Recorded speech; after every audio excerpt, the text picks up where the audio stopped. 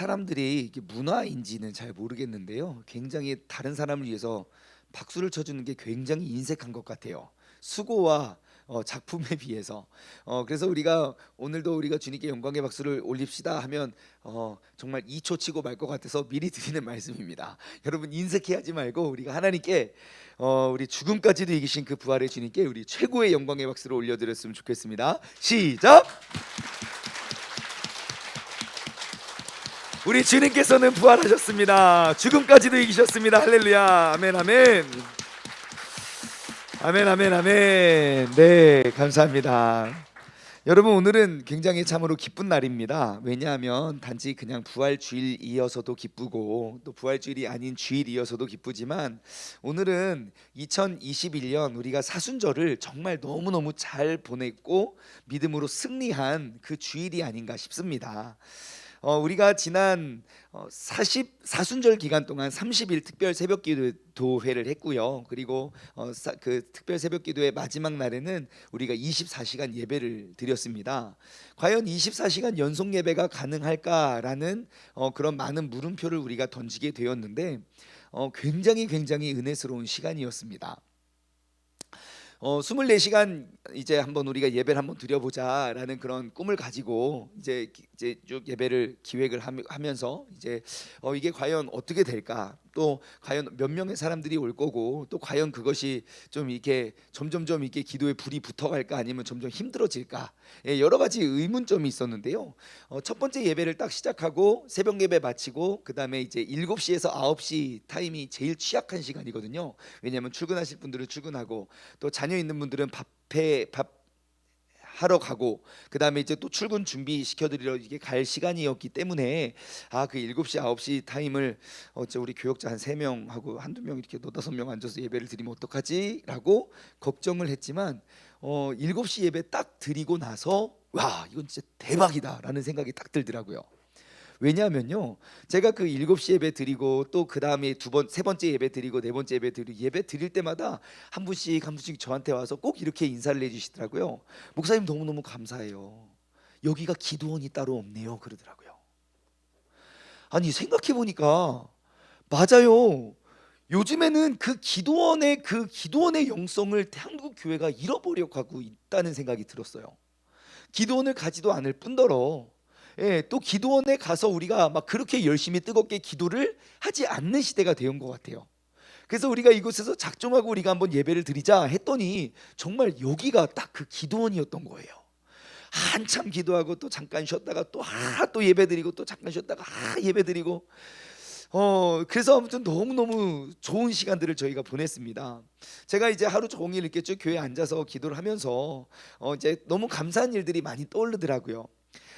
왜냐하면 이제 가장 크게 우리 전 성도님들이 정말 이 코로나 시대 속에 서로를 대면할 수 없는 그 비대면 시대 속에 하나님과 대면하기 위해서 정말 각자가 노세일, 내 신앙에 이제 더 이상 세일은 없습니다, 노세일을 선포하고 이제 하나님의 말씀으로 고우백 돌아가겠습니다, 그렇게 이제 다짐하고 선포하는 사람들이 많아서 또 감사하고, 그리고 사순절 기간 내내 거의 100명에 가까운, 때로는 100명도 넘는 인원들이 매일 새벽에 모여서 함께 우리가 새벽마다 주님의 이름을 부르짖었던 것도 감사하고, 또 24시간 예배 때 총 8번의 예배가 있었거든요. 8번의 예배가 있었는데 오고 가는 사람들 다 이렇게 계수하고 했더니 중복 인원이 있어요. 하루 종일 있는 사람들은 8번 계수가 됐겠지만, 그래도 현장에서 그 하루 동안 287명, 온라인에서 126명, 총 413명이 계속 하루 종일 예배 가운데 계속 함께 할 수 있었어서 너무 좋았고, 또 특세 기간 내내 성도님들의 그 헌신과 사랑,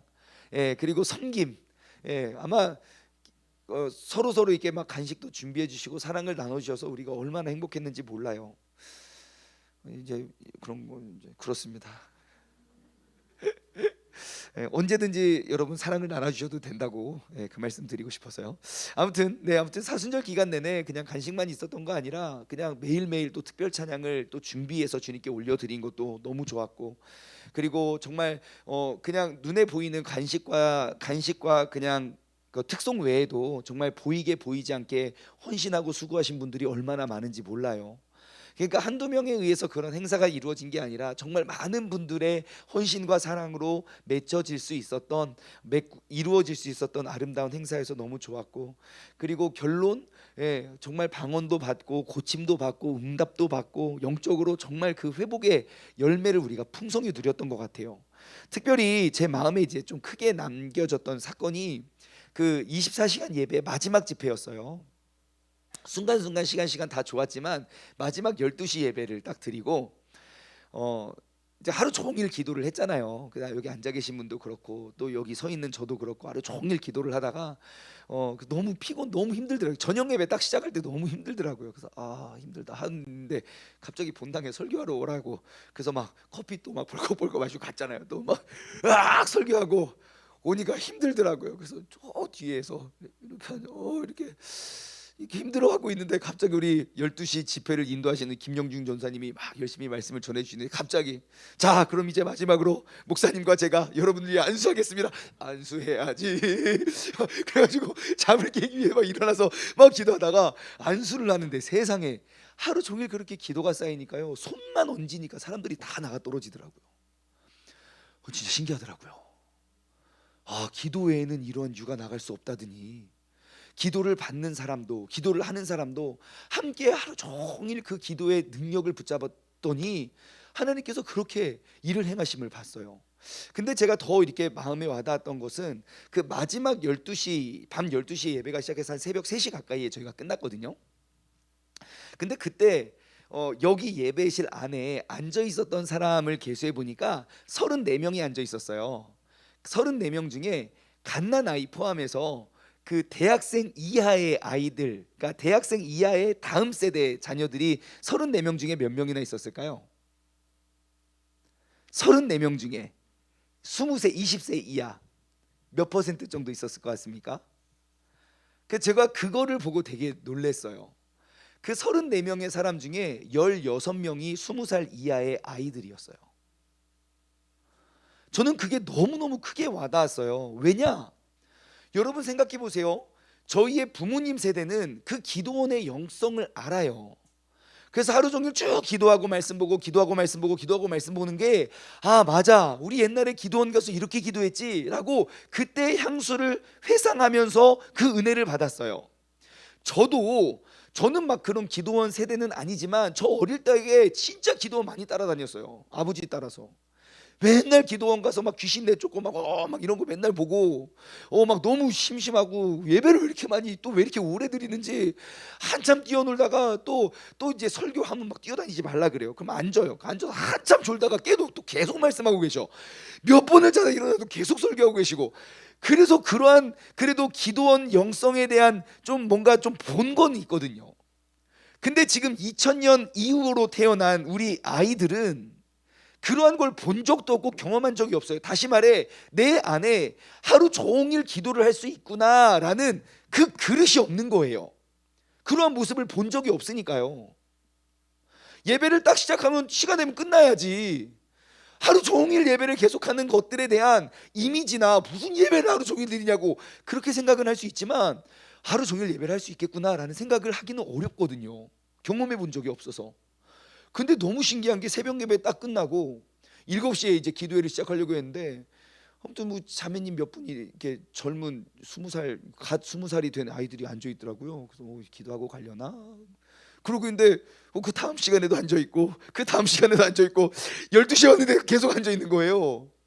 그리고 그때 되니까 아이들이 학교에 마치고 집으로 가지 않고 또 교회에 와서 계속 기도하고 예배드리는 모습이 저는 너무너무 큰 감동으로 왔어요. 잘 생각해 보십시오. 왜 이게 큰 감동이냐면, 여러분 멀리 크게 보지 말고 일단 세종시 안에 내가 24시간을 작정하여 기도를 해야 된다는 것, 내가 고난 주간은 40일 작정하여 하나님께 헌신하고 24시간 예배를 드려야 된다, 드릴 수 있다는 생각을 갖고 있는 다음 세대의 아이들이 세종시 안에 몇 명이나 있겠습니까?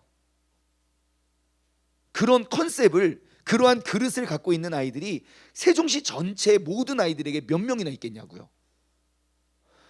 아마 거의 없을 거예요. 그러면 이 아이들이 10년이 지나고 또 다른 10년이 지났을 때 지금 세종시에 심겨지고 뿌리 내려온 그 영성을 이끌어갈 자녀들은 누가 되겠냐는 거예요.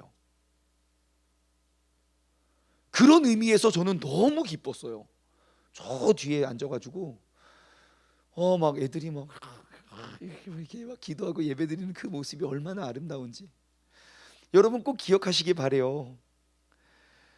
주님께서는 지금도 이 패역한 세대 가운데 지금도 준비시키고 일하고 계십니다. 여러분 주님께서는 이제 분명히 10년이 지나고 또 다른 10년이 지나면 더 죄악은 세상에 가득할 거고 우리 아이들은 믿음과 신앙을 지키기가 더 어려운 세대 가운데 자라날 거예요. 하지만 그 속에서 주님께서 준비시키시고 예비시키는 그 다음 세대, 그들을 끌어갈 그 능력의 자녀들이 지금도 준비되고 있다는 사실 여러분 꼭 기억하시기 바랍니다. 그리고 우리가 바로 그 도구가 되기를 원합니다.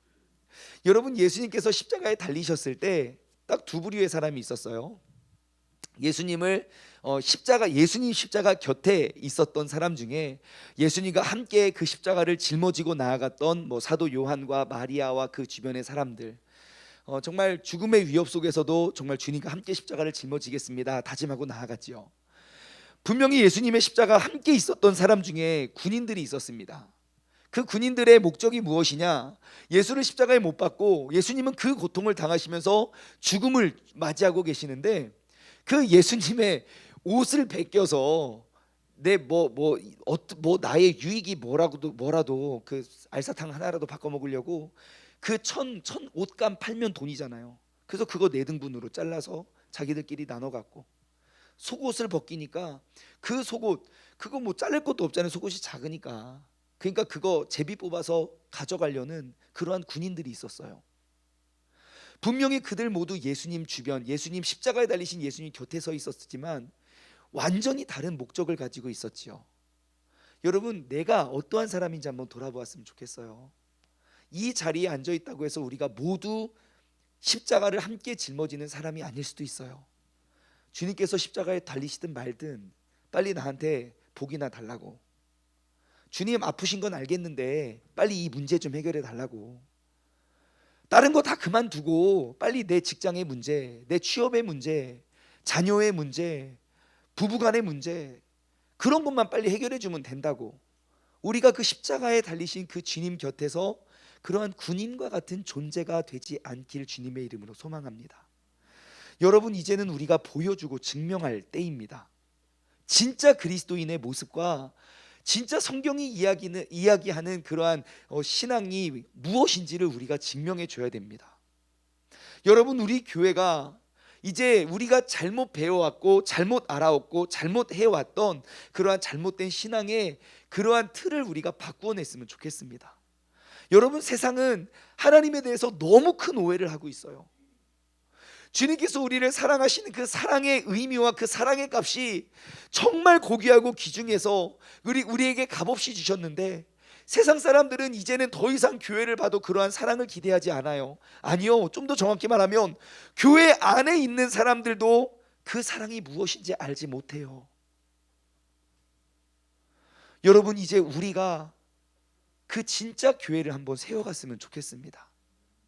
이러한 유행과 이러한 사람들의 모습 속에서 시시각각 변하는 세상의 흐름에 따라서 우리의 기준과 가치를 우리가 뒤바꾸는 존재가 아니라 하나님의 말씀 그 진리 위에 서서 우리가 타협하지 않고 정말 그 진리로 그 빛으로 세상을 환히 비춰낼 수 있는 그런 아름다운 믿음의 공동체가 되기를 주님의 이름으로 축원합니다. 우리가 다시 한번 마음에 다짐했으면 좋겠어요. 하나님의 말씀을 읽으면 세종중문교회의 모습이 되고 세종중문교회가 걸어왔던 그 발자취를 쭉 기록하면 하나님의 말씀이 되는 교회, 우리가 그러한 교회가 되기를 주님의 이름으로 소망합니다. 제가 사순절 특세가 시작되기 바로 전주에 그때가 2월 21일이더라고요. 벌써 한 달 반 전인데 2월 21일 날 제가 설교할 때 2가지 부탁을 드렸어요. 2가지 부탁을 드렸는데 첫 번째가 뭐냐면요, 바로 이거. 영적 적색 경보 발령 삐삐삐 해서 진돗개 1을 선포했지요. 그래서 여러분 저는 진돗개 1을 선포만 하고 해제한 적이 없는데 벌써 해제되신 분들이 많더라고요. 그게 어떠한 차이가 있냐? 여러분, 내 안에 영적 적생 경보가 빡 발령이 되고요, 우리가 이거 붙잡고 나아갔다면 그랬던 사람과 그 경보가 해제됐던 사람들이 있었을 거예요. 근데 그 열매가 너무 달라요. 저 안에도 그랬거든요. 제가 이번 특세를 준비하면서 이유 없이 몸이 아프기 시작하더라고요. 2주 전에. 그래서 알았어요. 아, 이거는 이번 특세의 이거 방해꾼이구나, 이거. 그래가지고 이게 나 혼자만의 일과 나 혼자만의 공격이 아니라 이건 우리 공동체 속에 정말 은혜의 자리에는 항상 회방꾼이 있기 때문에 이건 정말 큰 일이다 싶은 생각이 들어서 제가 이제 이야기를 했죠. 우리가 영적 적색 경보를 우리가 울리자라고 이야기를 딱 하고, 정말 그 영적인 막 파수꾼을, 기도의 파수꾼을 세워서 영적으로 무장했던 사람들은 아마 지난 6주 동안 정말 많은 시험과 유혹 속에 내가 믿음으로 잘 이겨내셨을 거예요. 알아요, 그런 분들. 반면 이렇게 내 이렇게 적색 경보가 이제 해제가 스스로 해제가 돼가지고 이것 때문에 힘들고 저것 때문에 힘들고 어려운 시절을 보내신 분들도 계실 거예요. 여러분, 중요한 건 여러분 항상 우리가 그 진리를 쫓고 진리를 사모하는 그곳에는 내가 짊어져야 할 십자가가 늘 있다는 거예요. 나에게 십자가가 벗어지면 나는 그만큼 타협했다는 사실을 여러분 꼭 기억하십시오. 왜냐 이 세상의 가치와 하나님의 가치가 너무 다르기 때문이죠. 저 십자가 지기 싫어요. 아니요, 십자가가 기쁨이 된다는 그런 놀라운 은혜를 경험하시게 될 거예요. 남들이 봤을 땐 괴롭지만 그들이 알지 못하는 그 기쁨이 그 십자가를 짊어지고 갈 때에만 우리가 누릴 수 있는 그런 영광의 기쁨이 된다는 사실을 여러분 다시 한번 기억하시기 바래요. 또 한 가지 부탁했어요. 이거 부탁했어요. No sale, go back. 더 이상 세일은 없습니다. 이제는 말씀으로 돌아갑시다.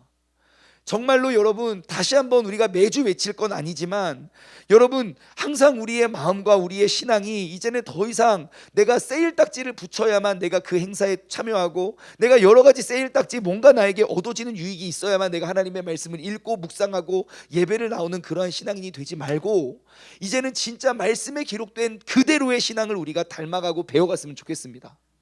여러분, 성경 모든 곳을 보십시오. 일주일에 한 번 말씀 보는 게 신앙 그리스도인이라고 어디에도 말한 적 없습니다. 성경 어디를 보십시오. 매일매일 기도하고 매일매일 하나님의 말씀을 묵상하고 읽어가는 것이 옵션인지 필수인지, 여러분 이건 선택의 여지가 아닙니다. 우리가 그리스도인이라면 마땅히 해야 될 일입니다. 다시 한번 우리가 2021년 이 부활주의를 보내며 우리가 다시 한번 노세일 고백을 다짐하고 하나님의 말씀으로 돌아갈 수 있는 우리 모두가 되기를 주님의 이름으로 소망합니다. 여러분, 지금까지 내가 잘 달려왔으니까 이제 됐어. 이제 된 거는 무엇이냐면 지금부터 주님을 더욱더 닮아가는 것이 우리의 믿음의 여정이 되어야 합니다. 여러분, 우리의 믿음은 매일매일 자라나는 것이 우리의 믿음입니다. 이제 됐고 끝나서 다시 하얀 곡선을 길어가는 것이 아닙니다. 여러분, 지금에서 만족하지 마시고 다시금 일어나시기를 주님의 이름으로 간절히 소망합니다. 우리가 온전한 믿음을 가지고 있는 사람이라면 우리의 신앙과 우리의 믿음은 정말 주님 뵙는 그날까지 우리는 성장하게 될 줄 믿습니다. 그러한 성장을 우리 모두가 이루어 그러한 것들을 알지 못하고 그 주님이 필요한 사람들에게 복음을 가르쳐 줄 수 있는 우리 모두가 되길 주님의 이름으로 소망합니다. 오늘 본문 말씀으로 들어가 보겠습니다. 우리는 계속해서 요한복음 말씀을 쭉 이제 요한복음의 여행을 떠나서 지금까지 왔습니다. 요한복음 특세를 통해서 특히 이제 13장에서 17장까지는 예수 그리스도께서 이제 마지막 날 제자들의 발을 씻기시고 또 그 떡과 살을 성만찬을 가지시고, 그리고 그 밤에 또 밤을 새워 잡히시기 전까지 예수님이 제자들과 함께 나눴던 이야기들을 사도 요한은 잘 정리해서 우리에게 가르쳐 줬습니다. 그래서 쭉 많은 가르침을 주셨다는 걸 우리가 알고 있고, 그 중에 제일 핵심이 되는 것, 내가 새로운 계명을 너희에게 주노니 너희가 서로 사랑해라. 내가 너희를 사랑한 것 같이 너희도 서로 사랑해라. 그러면서 이제 요한복음 15장에는 그 사랑의 열매, 그 예수님 나무 되시는 예수님 곁에 붙어서 우리가 정말 포도송이 같이 풍성한 열매를 맺어야 되는 존재임을 가르쳐 주시고, 그리고 이제 요한복음 18장과 19장은 예수님께서 이제 본디오 빌라도에게 잡히시고 고난을 당하시고 십자가에 달리시는 장면을 묘사했습니다. 그리고 오늘 20장은요 그 부활하신 예수님의 부활하심으로 말미암아 그 영광을 받으실 그 예수 그리스도에 대해서 보도하고 있습니다. 그래서 오늘 우린 이 본문 말씀을 통해서, 오늘 우리에게 허락해 주신 이 본문 말씀을 통해서 예수님의 부활하심을 경험한 그 첫 번째 증인, 주님께서 많은 사람들을 만나고 찾아가셨지만 그 부활하신 주님을 가장 먼저 만났던 그 사람들, 우리가 바로 그 사람들이 되기를 주님의 이름으로 소망합니다. 과연 우리가 어떻게 할 때 그 주님을, 부활하신 주님을 우리가 가장 먼저 만나고 나아갈 수 있는지 우리가 1절부터 말씀을 보도록 하겠습니다. 1절 말씀, 본문 말씀 1절 말씀 보시면요, 안식 후 첫날, 이제 안식 후의 첫날이 됐습니다. 여러분, 우리가 지금 원래 성경에서 기록된 안식일은 토요일입니다. 원래 안식일은 토요일이에요. 그런데 우리가 토요일날 예배를 드리지 않고 주일날, 일요일날 예배를 드리는 이유가 바로 이것입니다. 결정적인 이유, 주님께서 주님의 날에 부활하셨기 때문입니다. 죽으시고 3일 만에 금요일날 돌아가시고 금요일 토요일 이틀 지나고 3일째에 부활하셨기 때문에 우리는 그래서 안식일을 지키는 것이 아니라 주님의 날, 주일을 우리가 지키는 거예요. 그래서 안식 후 첫날, 안식일 때는 어떠한 일도 할 수 없으니까 그것을 기다렸다가 첫날이 딱 되었습니다.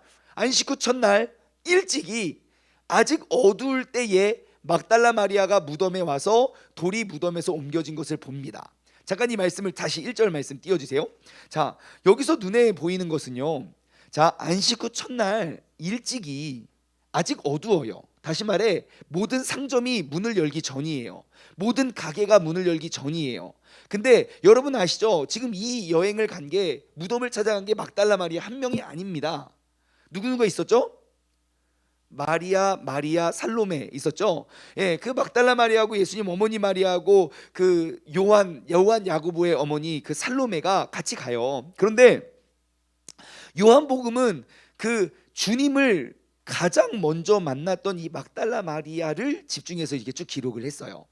자 보십시오. 그들이 뭘 가지고 무덤에 올라갔죠? 예수님이 이제 죽은 지 3일이 되었어요. 그래서 그들이 갖고 갔던 건 그 무덤에 둘 그 향료, 디퓨저 같은 거를 갖고 갔단 말이에요. 큰 거를. 그러면 자, 그들이 아직 그러니까 날이 동이 트기 전 그 새벽 시간에 그것을 가지고 주님께 나아갔다는 거예요. 우리가 이것을 통해서 알 수 있는 건 무엇인지 아십니까? 여러분, 주님께 드려질 것은 미리 준비되어야 된다는 거예요. 여러분, 예배는 준비입니다. 내가 주님께 드릴 것을 미리 준비할 때에 우리는 기대함으로 나아갈 수 있어요. 예배의 시작은요, 여러분 지금 12시 땡 되면 예배가 시작되어서는 안 됩니다. 예배의 시작은 이미 동이 트기도 전에 내일 주일이구나, 내가 제일 예배 가야지. 여러분, 미리 준비되어져야 하는 것이 바로 예배입니다. 한번 물어보십시오. 여러분은 이 예배를 위해서 무엇을 준비하셨습니까? 주님께서는 그 모진 고통을 당하시고 십자가를 달리셨는데 뭐 때문에? 나를 구원하기 위하여. 그 부활의 기쁨과 부활의 즐거움을 우리가 누리며 나아오는 이 부활주의를 여러분 어떻게 준비하셨습니까? 내가 왜 자꾸 주님 앞에 나오는 발걸음이 무겁기만 한 줄 아십니까? 돌려 말하면 준비한 게 없기 때문이에요. 드릴 것이 없으면 그분을 별로 안 보고 싶어요. 반대로 내가 무엇인가 열심히 준비하면 엄청 그 사람이 기다려져요. 어제 막 띵크 양육을 열심히 하고 있는데 우리 아들이 막 연락이 왔어요. 막 계속 문자를 보내요. 요즘에 막 문자를 막 보내요. 언제 오니 언제 오니. 그래서 왜 그러냐고 봤더니 세상에 아빠가 보면 깜짝 놀랄 무엇인가를 만들어 놨는데 이걸 만든 건데 아빠가 먹어버릴 수도 있다고. 갔더니 그 클레이 있잖아요. 점토로 김밥하고 피자를 만들어 놨는데 세상에 저 먹을 뻔했잖아요. 진짜 같아서. 아빠가 오기만을 기다리는 거예요. 그 아빠 언제 오냐고. 내가 만든 거 내가 봐도 너무 잘 만들었는데 아빠가 이거 꼭 같이 봐줬으면 좋겠는데. 아빠가 먹을 수도 있어요. 나 진짜 먹을 뻔했잖아요. 막 놀라워가지고. 바로 그거예요. 내가 준비하면 기다려져요. 근데 내가 준비되지 않으면 기다려지지가 않아요. 오히려 잘못하면 안 보길 원해요. 여러분, 오늘 이 아침에 부활주일에 주님께 나아온 여러분의 발걸음은 어떠하셨습니까? 여러분, 예배는 그때 그냥 주섬주섬 동이 터서 그냥 예수님 잘 계시나? 아니요. 동이 트기 전부터 준비해야 됩니다. 그러한 의미에서 여러분들에게 추천해 드리는 건, 여러분, 우리가 매일 저녁 월음 기도회를 해요. 저녁 9시에. 여러분, 다른 날은 몰라도 토요일 저녁 9시에 월음 기도회 꼭 들어와 보십시오. 주일을 준비하는 여러분의 마음가짐이 달라질 겁니다. 제가 그걸 느껴서 그래요. 저는 토요일 날 저녁 토요일뿐만 아니라 매일 저녁 설교 준비를 하긴 하지만 토요일 저녁에는 더 열심히 준비하는 날이에요. 시간도 부족하고 맨날 강단에 설 때마다 늘 드는 생각은 한 시간만 더 있었으면, 늘 그래요. 그런데 그 시간을 쪼개서 기도를 하기 시작하니까 세상에 너무 좋아요. 너무 좋아요. 목사님이니까 좋죠. 무슨 소리예요, 여러분? 그거 토요일 저녁 9시에 뭐 하셨습니까? 네? 다 이게 뭐 이렇게 드라마 보고 게임하고 잔소리하고 이놈 자식 막 이렇게 화내고 같이 기도하자고요. 같이 오름 딱 그 카메라 켜놓고 싸우는지 뭐 하는지 다 보여요. 그러니까 우리의 각자의 오름에서 기도 한번 해보십시오. 그렇게 준비하는 거예요. 주일은 내가 그 주님을 만나러 갈 때 준비한 것 없이 주님 미안한 마음으로 나오는 것이 아니라 주님께서 내게 주신 가장 귀한 건 내가 가지고 나가야죠. 그러면 예배를 준비한다는 게 뭡니까? 저는 아무것도 하는 게 없는데요. 여러분 한번 보십시오. 막달라 마리아가 뭘 준비해서 갑니까? 예수님이 갖고 오라는 거 갖고 갔습니까? 목사님이 시키는 것 그거 했습니까? 아니요. 우리가 봉사에 대한 너무 잘못된 오해를 갖고 있어요. 왜요? 봉사 안 하십니까? 목사님이 아무것도 하라고 안 해서요. 무슨 소리예요? 막달라 마리아 예수님이 야 내가 이제 곧 죽거든, 나를 위해서 향료를 갖고 와라. 절대. 내가 주님을 생각했을 때 필요한 그것을 준비해 가면 돼요. 주님은 내게 없는 것 요구하지 않으세요. 이미 나에게 준 것을 가지고 나오라고 말씀하세요. 주님께서 이미 우리에게 주님께 예배드리고 영광을 올려드릴 수 있는 얼마나 많은 달란트를 우리에게 허락하셨는지 몰라요. 이미. 근데 나에게 거저 허락하신 그 재능과 그 달란트를 나는 무엇을 위해, 누구를 위해, 언제 사용하고 있습니까? 여러분이 그 재능을, 내가 이 달란트를 얻기 위해서 여러분 누구에게 무엇을 지불하셨습니까? 세상에 뭐 그냥 물 하나만 사도 내가 그 물의 값을 지불하고 사는데, 모든 물건도, 모든 배움도, 학교에 배우는 거 없어도 우리는 돈 내고 학교를 다니는데, 그런데 나에게 그 평생을 먹고 살 그 재능을 주신 하나님께 우리가 무엇을 되돌려 드렸냐고요. 누군가가 시키지 않았기 때문에 내가 하지 않는 건 잘못된 신앙인의 모습입니다. 내가 정말 주님을 사랑한다면, 그 주님이 나를 위해 십자가 달리셨다면 내가 뭘 해도 드려야죠. 내가 뭘 하면 주님께서 좋아하실까? 여러분에게 허락하여 주신 그 값진 그 향유를 주님을 위해 준비하여서 온전히 드려지는 것이 주님을 만나러 온 예배자의 모습이 되는 줄 믿습니다. 다시 1절 말씀 볼게요. 안식 후 첫날 일찍이 아직 어두울 때에 막달라 마리아가 무덤에 와서, 자, 안식 후 첫날, 그거 빼고, 자, 일찍이 아직 어두울 때에 막달라 마리아가 무덤에 와서, 이것을 네 글자로 요약하면 뭐라고 할 수 있습니까? 어떻게 이렇게 잘하세요? 새벽 예배죠. 여러분 새벽 예배 아닙니까? 동이 트기 전에 새벽이 오기만을 기다렸다가 그 아침 일찍 일어나서 아직 어두울 때에 장충만이가 주님 계신 곳에 와서 기도를 드리는 거. 막달라 마리아 와서 뭐하고 갑니까? 울다 가요. 여러분 이게 새벽 예배 아닙니까? 예? 특세가 끝났다고 생각하지 마십시오. 이제 진짜 특세는 이제 내일부터 이제 시작되니까. 여러분 우리가 부활의 주님을 아는 사람이라면 우리가 주님과 함께 하루를 살아가는 거예요. 내가 그 부활의 주님을 느끼지 못하면 이것이 새벽 예배의 목적이에요. 새벽마다 힘들게 인도하는 사람도 힘들고 앉아있는 사람도 힘든데 왜 새벽 예배를 합니까? 부활의 주님을 만나기 위해서, 내가 그 부활의 주님의 첫 번째 증인이 되기 위해서. 예수님은 나중에 계속 사람들 찾아다니세요. 40일 동안 계시면서. 근데 그 부활의 주님을 만났던 첫 번째 사람은 그 새벽에 주님을 찾아갔던 사람이에요.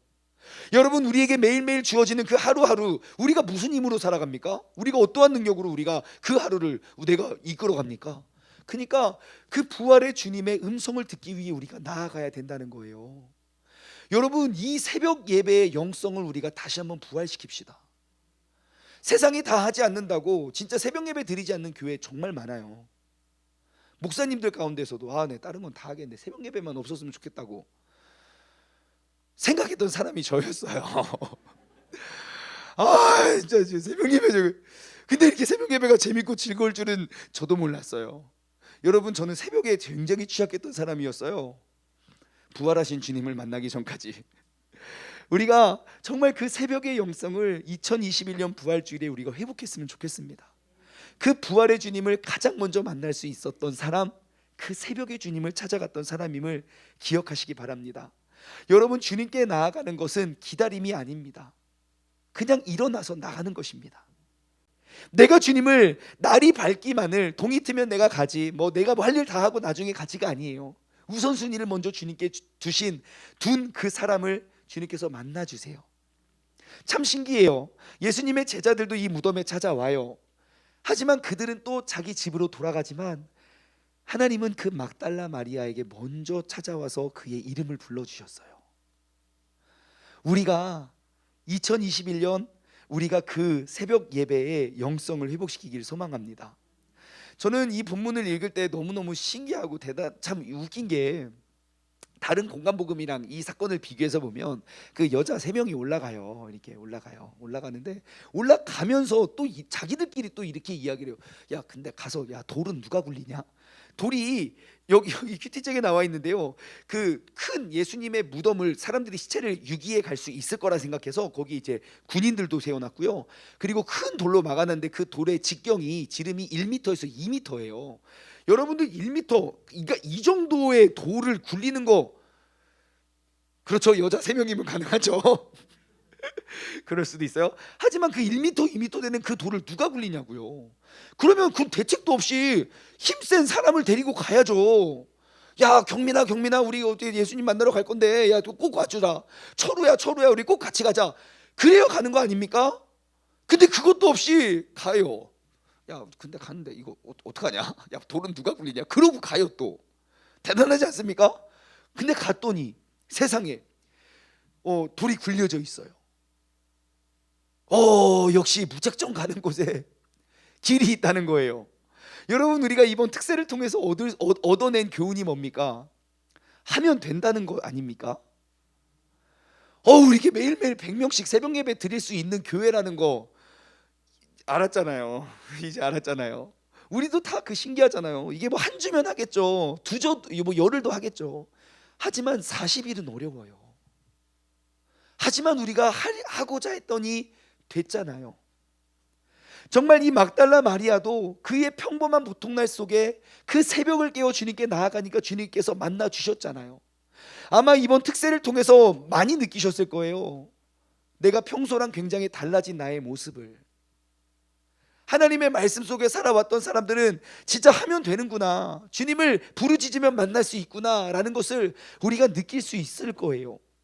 또한 우리가 이번 특세를 통해서 얻게 된 또 다른 깨달음은 뭡니까? 나도 된다는 거 아닙니까? 나도 된다는 거. 예? 천하의 나 같은 사람도 된다니까요. 천하의 충만이도 일어나서 새벽 예배 즐거워진다니까요. 여러분, 잘 보십시오. 막달라 마리아는 부활하신 예수님을 가장 먼저 만난 여자가 돼요. 사람이 돼요. 막달라 마리아는 좋은 학교를 나와서가 아닙니다. 얼굴이 예뻐서도 아닙니다. 어떠한 스펙 하나도 없습니다. 하지만 그 주님을 가장 먼저 만나는 사람이 돼요. 중요한 건 무엇입니까? 주님께 나아가면 돼요. 내가 이것 때문에 주님을 나아가지 못할 이유는 전혀 없습니다. 내가 죄를 졌기 때문에 나 오늘 못 가겠어요. 아니요. 주님은 우리의 과거를 묻지 않으십니다.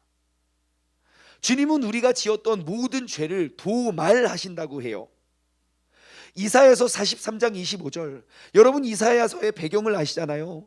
정말 그 북이스라엘 백성들이 하나님을 얼마나 많이 말도 안 듣고 주님의 심판과 재앙과 진노가 임할 거라고 이사야서 내내 경고해요. 저 뒤에 예수님을 전하긴 하지만 그 불순종과 그 패역함과 그 무지함 속에 주님께서는 이렇게 말씀하십니다. 곧 나는 나를 위하여 너의 허물을 도말하는 자니 너의 죄를 기억하지 아니하리라 그래요. 자, 나의 영광을 위하여 너의 허물을 도말한대요. 여러분 도말이 뭔지 아십니까? 도말은 우리가 연필을 꾹꾹꾹 눌러서 글을 쓰고 지우개로 지우면 글씨는 지워지지만 자국이 남아있죠. 도말은 그게 아니에요. 도말은 그것을 지웠을 때 완전히 티도 나지 않게 지워버려지는 게 도말이에요. 그러니까 우리는 죄를 지으면 우리 안에 죄가 남아있어서 주님께 나아가기가 어렵다고 우리는 생각하지만 나중에 제가 좀 회개하고 나아갈게요. 좀 술 깨면 나아갈게요. 이거 아니라 주님께서는 나는 그렇게 나아가도 주님께서는 나의 이전의 과거, 지금 나의 영광을 위해서 너희의 과거를 도말하신다고 완전히 잊어버리시는 분이 우리 하나님이심을 기억하시기 바라요. 여러분 있는 모습 그대로 나아오십시오. 주님께 나아오면 주님께서 우리를 맞아주시고 오늘 하루도 승리할 수 있는, 오늘 하루도 내게 말씀하시는 그 주님의 말씀이 우리에게 들려질 줄 믿습니다. 2절 말씀입니다. 자, 무덤에까지 왔는데 세상에 무덤이 움직여져 있는 거예요. 어떻게 무서워서 못 들어가. 세상에 예수님 훔쳐간 군인들이 우리 다 잡아죽이면 어떻게 못 들어가요. 그래서 그 길로 어디를 가냐. 2절 시몬 베드로와 예수님께서 사랑하시던 그 제자, 예수께서 사랑하시던 다른 그 제자는 누굽니까? 요한이죠. 요한. 베드로하고 요한이 있는 사람들에게 달려가요. 그러면서 말합니다. 사람들이 우리를 주님을 무덤에서 가져다가 어디 두었는지 우리는 알지 못한다. 막 그러면서 우리 무덤 갔는데 무덤 열려 있고 안에 아무것도 없어서 막 어떻게 막 하고 있어요. 제가 이것을 통해서 2절 말씀을 통해서 무엇을 얻었느냐? 여러분 우리가 신앙생활하다 보면 정말 놀라고 힘들고 황당하고 당황해서 막 어쩔 줄을 모를 때가 있지요. 여러분 그때 여러분들이 그 새벽에 찾아갈 수 있는 공동체가 있습니까? 나 주님 만나러 갔는데 주님이 안 계셔요. 분명히 돌아가시고 죽었는데 너무 놀래서 어떻게 할지 몰라서 내가 도망가고 내가 도피했던 그 도피처가 나의 신앙생활 가운데 그러한 공동체가 있냐는 말입니다. 여러분 우리의 신앙생활은 항상 나의 계획대로 모든 것들이 이루어지지 않습니다. 하지만 우리가 도피성 사명을 외치면서 우리가 다시 이제 우리는 저 새로운 정체성 시리즈로 다시 돌아가겠지만 우리가 첫 번째 외쳤던 게 뭡니까? 그게 공동체였어요. 여러분 초대교회 성도들이 그렇게 모진 고통과 핍박과 환난 속에서 어떻게 믿음을 지켜내는지 아십니까?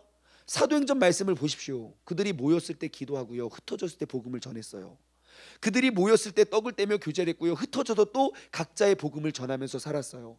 그들이 모여서 모일 수 있는 공동체가 있었기 때문에 그 십자가의 길은 혼자서만 가는 것이 아니라 우리가 함께 가고 있다는 공동체가 있었기 때문에, 그래서 예수님의 무덤을 갔을 때 너무 두려웠던 그 여인들은 자신들의 공동체를 찾아가요. 여러분 한번 돌아보십시오. 내 신앙에 정말 어려울 때, 정말 주님께서 죽어버리고 떠나버렸다는 생각이 들었을 때 내가 마음 편히 찾아갈 수 있는 공동체가 얼마나 있습니까? 내가 누군가를 믿지 못하고 신뢰하지 못하는 그러한 공동체가 내게 없다면 우리는 건강한 신앙생활을 절대 할 수가 없습니다. 그럼에도 불구하고 우리를 끌어안고 내가 그들을 끌어안을 수 있는 그러한 공동체를 우리가 2021년 부활주일에 다시금 부활시키기를 주님의 이름으로 소망합니다. 자, 그래서 갔습니다. 우리가 어떻게든지 알지 못한다. 그러니까 3절에 굉장히 재밌는 장면이에요. 베드로와 그 다른 제자가 나가서 갑자기 막 무덤으로 갑니다. 어떻게 갑니까? 둘이 같이 다름질을 해요. 근데 누가 이깁니까? 그 다른 제자가 베드로보다 더 빨리 달려가면서 무덤에 이르러 그래요. 제가 이거 보고 알았어요. 요한은 베드로보다 달리기를 잘하는구나. 야 빨리 와.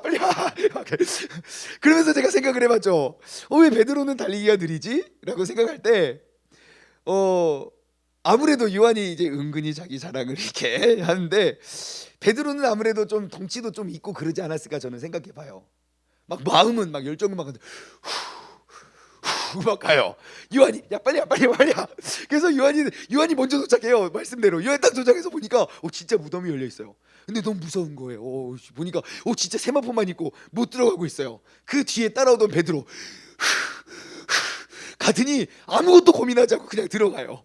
들어가서 뭐시 아무것도 없어. 그러니까 요한이 그때 그럼 나도 들어가 봐야지 하고 들어가요. 자, 여러분 제가 이 장면에서 굉장히 독특한 하나의 특징이 있어요. 뭔지 아십니까?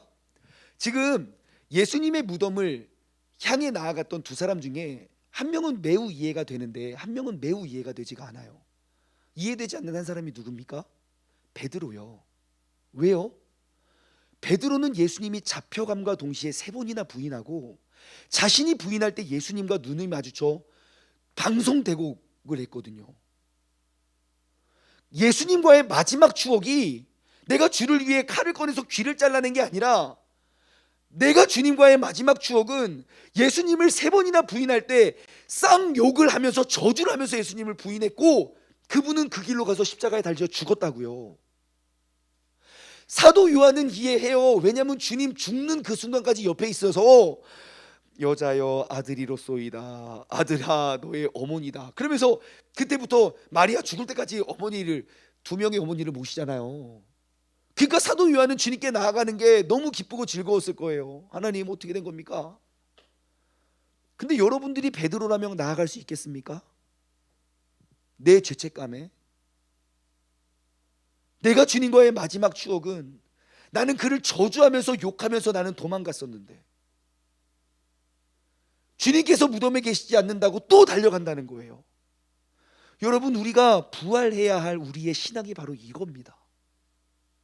지난날 나의 모든 죄 주님께서는 과거를 묻지 않으십니다. 다만 21장에 보면 베드로가 숯불 앞에서 주님 거부하거든요. 근데 주님께서 베드로 물고기 잡고 있는 베드로 앞에 숯불로 고기를 굽고 계세요. 다만 너 이거 잘못했지 생각나게 하실 수도 있을지 몰라도 아무튼 여러분 주님께 나아가야 된다는 거예요. 죄책감 그러한 책임감 여러분 우린 주님 앞에서 그러한 존재가 되어서는 안 돼요. 있는 모습 그대로 나아오십시오. 내가 주님을 향해 달려가면 주님께서는 우리를 만나주시고 우리를 인도해 주십니다. 갑니다. 가서 들어가니까 10절 이제 가니까 아무것도 없어요. 그러니까 10절 이에 두 제자가 자기들의 집으로 돌아가요. 이제 야 아무것도 없다. 우리 어떡하냐 할 것도 없고 어떡하냐 그러니까 다 돌아가요. 그때 11절 마리아는요 무덤 밖에 서서 울고 있습니다. 그 자리를 떠나지 못하는 거예요. 예수님 어떻게 해요? 어디 가셨어요? 우리 예수님의 시체가 어디 갔을까요? 그 자리를 그 주님 곁에 자리를 떠나지 않아요. 그러면서 그 없는 거 알지만 또 안에 싹 들어가고 또 들여보는데 세상에 거기에 천사가 앉아 있는 거예요. 우리가 이 말씀을 통해서 알 수 있는 건 뭡니까? 주님께서는 우는 자의 눈물을 잊지 않으신다는 거예요. 내가 주님 곁에 서서 그 빈 무덤 곁에서 주님을 생각하며 눈물을 흘릴 때 주님께서는 우리를 만나 주신다는 거예요. 천사들이 먼저 찾아와 물어요. 그리고 대답을 해요. 그래도 그 마리아의 눈엔 눈물이 그치지가 않는 거예요. 주님께서 뒤에 오십니다. 그리고 그의 이름을 부르세요. 16절 예수께서 마리아야 하시거늘.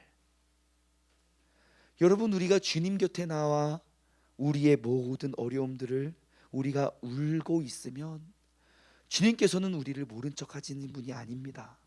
우리를 찾아오셔서 우리의 이름을 불러주세요. 충만아 자랐다. 충만아 자랐다. 여러분 우리가 정말 이 비대면 시대 속에서 우리가 회복해야 할 우리가 다시금 부활시켜야 할 우리의 믿음과 우리의 영성은 바로 주님 곁에서 울어야 하는 그러한 신앙이 아닐까 싶어요.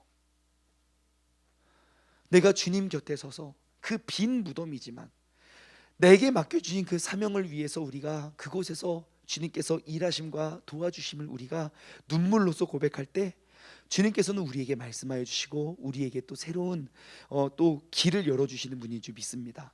마지막으로 17절이에요. 예수님께서 이제 그 마리아에게 이러한 걸 요구하십니다. 그 부활의 첫 번째 증인이 감당했던 그 한 가지의 요구. 17절, 예수님께서 이르시되 나를 붙들지 말라. 내가 아직 아버지께로 올라가지 아니하였노라. 너는 나의 형제들에게 가서 이르되, 그래요. 내가 내 아버지 곧 너희 아버지 나의 곧 하나님께 올라간다 라고 먼저 그 소식을 접한 사람의 특징은 그 주님께서 내게 말씀하신 사명을 가서 전하는 것입니다. 여러분, 이것이 바로 우리의 사명입니다. 내가 가서 주님을 만나고 주님 안에 앉아 있다가 돌아가는 것이 사명이 아니고요. 내가 주님의 품 안에 나오면 그 울고 있는 나의 마음속에 주님께서 말씀하시고 우리는 이제 그 주님의 계획을 가서 전하는 것이라고요. 여러분, 하나님을 만난 그 경험을 우리가 전할 대상은 누구입니까?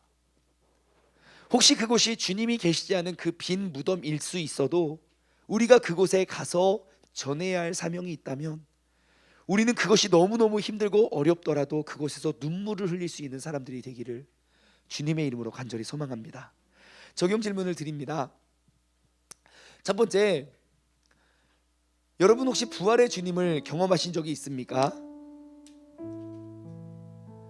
모두가 끝이라고 말하고 모두가 안 된다고 말하지만 내가 그 소망 잊지 않고 내가 정말 그 살아계신 하나님은 실제이고 지금도 우리 가운데 역사하시는 분입니다 라는 그 부활의 주님, 여러분 이제는 여러분들이 나눌 수 있는 공동체 혹은 자녀 혹은 남편 누가 됐든 나와 함께 하시고 죽을 수밖에 없는 나를 부활시켜 주신 구원해 주신 그 부활의 주님의 이야기를 한번 나눠보시죠.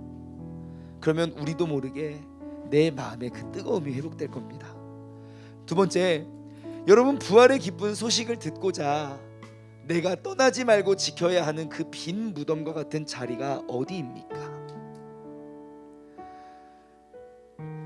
주님께서 먼저 나를 불러주시고 우리가 이곳에서 그 주님의 부활의 소식을 우리가 첫 번째로 접한 사람으로서 우리는 그것을 증언하며 나아가야 될 텐데 그곳은 아직 빈 무덤이에요. 하지만 내가 그곳을 떠날 수 없어 그곳에 앉아 그 주님의 도우심을 기도하는 그 장소는 어디입니까? 여러분, 주님께서 우리가 그곳에서 주님의 십자가를 붙잡고 함께 그 사명을 감당해 갈 수 있는 우리 모두가 되길 원해요. 마지막으로 세 번째, 여러분 베드로와 같이 주님께 달려가시기 바래요. 주님은 우리의 이름을 불러주십니다. 베드로가 주님을 3번이나 부인하고 멀리 떠나서 아마 그 죄책감은 이로 말할 수 없을 겁니다. 하지만 그 부활하신 주님께 나아가잖아요. 그리고 주님께서 그를 만나주시고 베드로는 죽을 때까지 주님께 충성하는 기독교 역사의 초대 교황으로 쓰임받게 되잖아요. 여러분 괜찮아요. 주님께 나와 부활하신 주님을 향해 달려갈 수 있는 우리 모두가 되길 원합니다. 오늘은 부활주일이니까요, 우리 힘차게 살아계신 주 우리 힘차게 다짐하고 선포하면서 오늘 말씀을 맺기를 원합니다.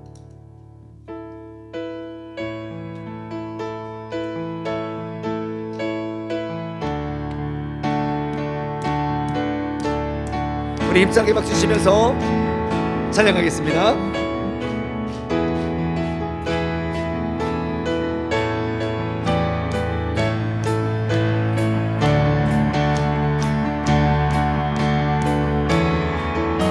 선포하듯이 우리가 나아가겠습니다. 주 하나님,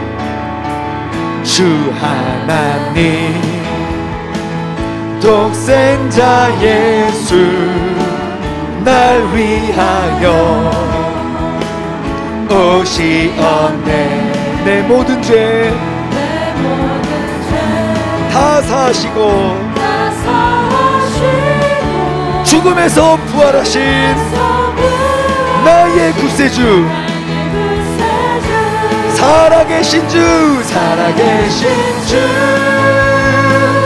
나의 참된 소망, 걱정 근심 전혀 없네. 사랑의 주 내 갈 길 인도하니 내 모든 삶의 기쁨 늘 충만. 주 안에서 거듭난 생명, 주 안에서 도우시는 주님의 사랑, 주의 사랑 참 기쁨과 확신 가지고 예수님을 도우며 도우심을 믿으며 살겠습니다. 살아계신 주 나의 참된 소망, 걱정 근심 전혀 없네. 사랑의 주 내 갈 길 인도하니 내 모든 삶의 기쁨 늘 충만. 그 언젠가 주 뵐 때까지, 그 언젠가 주 뵐 때 나는 주님을 위해 싸우겠습니다.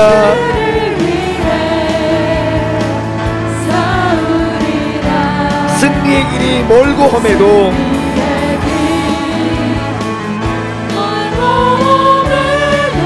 주님께서 나의 앞결을 지켜주시기 나름입니다. 살아계신 주 나의 참된 소망, 걱정 근심 전혀 없네. 사랑의 주 내 길 인도하니 내 모든 삶의 기쁨 늘 충만한. 살아계신 주, 살아계신 주 나의 참된 소망, 걱정 근심 전혀 없네. 사랑의 주 내 갈 길 인도하니 내 모든 삶의 기쁨 늘 충만. 내 모든 삶의 기쁨, 내 모든 삶의 기쁨 늘 충만하네. 우리 이 시간 오늘 들은 메시지를 기억하며 우리 1, 2분간만 합심하며 기도하며 나아가겠습니다. 나의 죽어있고 잠자있던 나의 모든 신앙생활들이 이제는 다시 주님과 함께 부활하여 그 부활의 첫 번째 증인이 바로 내가 될 수 있는 믿음의 사람 되게 해달라고 다 같이 주님의 이름 한번 부르짖고 합심하게 기도하겠습니다. 주여,